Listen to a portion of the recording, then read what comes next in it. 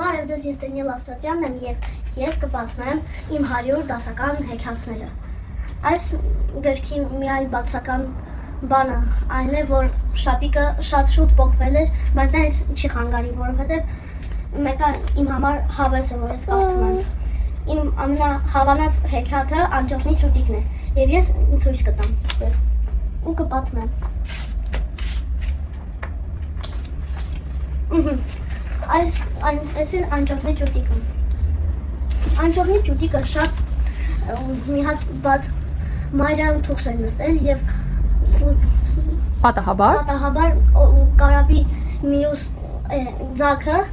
ընկել էր բաց մայրի մոտ և բոլոր բադերը փոքրիկ ծիծաղում էին Անջոջնի ճուտիկի վրա, որովհետև իր մազերը ոչ սանրավված էր, ոչ էլ են։ Բայց մի օր բախտը բերեց կարապին, որովհետև նորից ինքը գտավ իր ընտանիքը։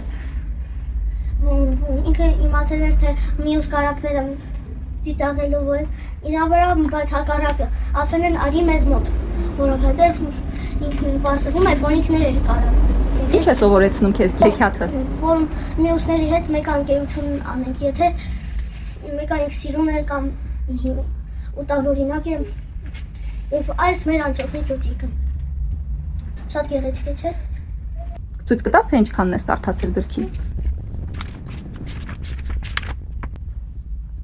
Մինչև թանկարժեք վառարանը։ Կհասցնես մինչև արձակուրդների ավարտ գիրքն ավարտել։ Կարող է, կամ էլ կավարտեմ։ Հաջողություն։